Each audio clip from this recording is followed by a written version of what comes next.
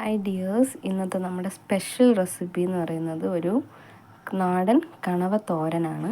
അപ്പോൾ അതിന് വേണ്ടിയിട്ട് ഞാൻ കണവ അത് നന്നായിട്ട് കഴുകിയൊക്കെ ഇവിടെ വച്ചിട്ടുണ്ട്. ഇനി നമുക്കിതിന് ചെറിയ പീസായിട്ട് കട്ട് ചെയ്ത് ഒന്ന് കുക്കറിൽ വെച്ചിട്ടൊരു 2 വിസിൽ കേൾപ്പിച്ച് വേവിച്ചെടുക്കാം. സാധാരണ ആരും കുക്കറിൽ വയ്ക്കാറില്ല, പക്ഷേ കണവ നന്നായിട്ട് വെന്തിട്ടില്ലെങ്കിൽ നമുക്ക് വയറിന് പണി കിട്ടും. അതുകൊണ്ടാണ് ഞാൻ ജസ്റ്റ് ഒന്ന് കുക്കറിൽ വെച്ചൊരു 2 വിസിൽ കേൾപ്പിച്ച് വേവിച്ചെടുക്കുന്നത്. പിന്നെ അതുമല്ല, നമുക്ക് സമയവും ലാഭമാണ്, പെട്ടെന്ന് തന്നെ അത് വെന്തും കിട്ടും. ഞാനിതാ നമ്മുടെ കണവയെ ചെറിയ പീസായിട്ട് കട്ട് ചെയ്ത് വച്ചിട്ടുണ്ട്. അത് കട്ട് ചെയ്തതിന് ശേഷം ഒന്നുകൂടി കഴുകണം, കാര്യം ഇതിൻ്റെ അകത്തൊക്കെ മണ്ണുണ്ടാവും, അത് നമുക്ക് വയറിന് പണി തരും. സോ ഇനി നമുക്കിതിനെ കുക്കറിൽ വെച്ചിട്ട് കുറച്ച് ഉപ്പും മഞ്ഞൾപ്പൊടിയും ചേർത്തൊന്ന് വേവിച്ചെടുക്കാം. നമുക്ക് കണവയ്ക്ക് ആവശ്യമായിട്ടുള്ളത് കുറച്ച് ചെറിയ ഉള്ളി ഞാൻ കട്ട് ചെയ്ത് ഇവിടെ വെച്ചിട്ടുണ്ട്. ചെറിയ ഉള്ളിക്ക് വേണ്ടി സവാള വേണമെങ്കിൽ നമുക്ക് ഉപയോഗിക്കാം. പിന്നെ ഒരു 2-3 പച്ചമുളക് അരിഞ്ഞ് വെച്ചിട്ടുണ്ട്. കുറച്ച് ഇഞ്ചി ചതച്ച് വെച്ചിട്ടുണ്ട്. പിന്നെ വെളുത്തുള്ളി. നമ്മളിതിൽ മെയിനായിട്ടുള്ള 2 സാധനമാണ് ഇഞ്ചിയും വെളുത്തുള്ളിയും. ഇത് രണ്ടും ചേർത്തില്ലെങ്കിൽ നമുക്ക് ഗ്യാസിൻ്റെയൊക്കെ പ്രശ്നം വരും. അപ്പോൾ അത് വരാതിരിക്കാൻ വേണ്ടിയിട്ടും ടേസ്റ്റിന് വേണ്ടിയിട്ടാണ് ഇഞ്ചിയും വെളുത്തുള്ളിയും ചേർക്കുന്നത്. അത് കുറച്ച് കൂടിപ്പോയാലും കുഴപ്പമൊന്നുമില്ല. ഇനി തോരത്തിൻ്റെ അരപ്പിനായിട്ട് ഞാൻ എടുത്തിട്ടുള്ളത് ഒരു 2 പിടി തേങ്ങ, പിന്നെ പെരുംജീരകമാണ് എടുത്തേക്കുന്ന ഒരു നുള്ള്, പിന്നെ ഒരു 1/2 സ്പൂണ് മഞ്ഞൾപ്പൊടി, ഒരു 3/4 സ്പൂണ് മുളക് പൊടി, കുറച്ച് കറിവേപ്പില കറിയിലിട്ട് കഴിക്കാൻ ഇഷ്ടമില്ലാത്തവർക്ക് ഇതുപോലെ നമുക്ക് അരച്ച് ചേർത്തിട്ട് കഴിക്കാൻ പറ്റും. ഇന്ന് നമ്മൾ അടുപ്പിലാണ് ഇത് കുക്ക് ചെയ്യുന്നത്.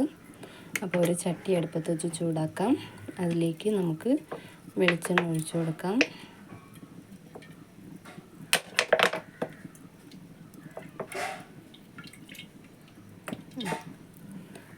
വെളിച്ചെണ്ണ ചൂടായി വരുമ്പോൾ കടുക് ഇട്ട് കൊടുക്കാം.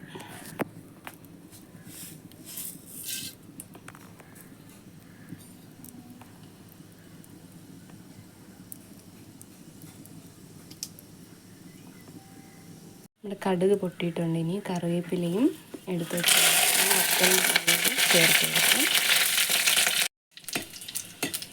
നമുക്ക് വറ്റൽമുളക് ജസ്റ്റ് ഒന്ന് വഴറ്റിയതിൻ്റെ കളറൊന്ന് മാറ്റിയെടുക്കാം.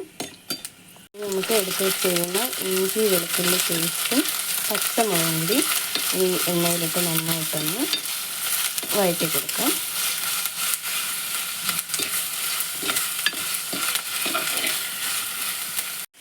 നമ്മൾ എടുത്ത് വെച്ചിരുന്ന ചെറിയ ഉള്ളിയും കൂടി ഇട്ട് ഒരു 1/2 സ്പൂണ് ഉപ്പും കൂടി ഇട്ട് കൊടുക്കാം.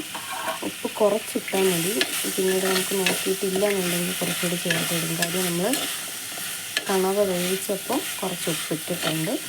ഇതിന് നന്നായിട്ടൊന്ന് വഴറ്റിയെടുക്കാം.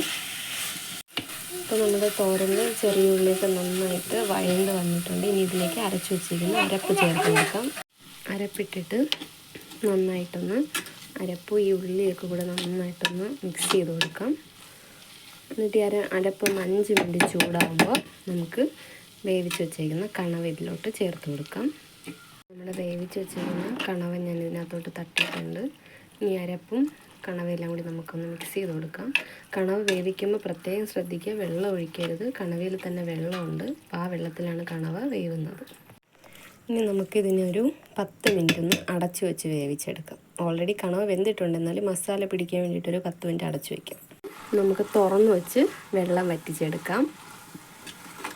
നല്ലൊരു മണമൊക്കെ വരുന്നുണ്ട്.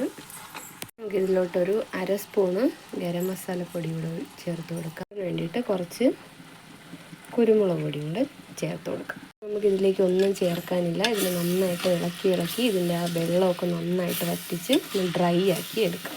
നമ്മുടെ തോരൻ നന്നായിട്ട് വെള്ളമൊക്കെ വറ്റി നല്ല സൂപ്പറായിട്ട് വന്നിട്ടുണ്ട്. നമ്മുടെ തോരൻ ഇവിടെ റെഡി ആയിട്ടുണ്ട്. ഇതാണ് ഫൈനൽ ലുക്ക്. നല്ല കളറൊക്കെ ഉണ്ട്.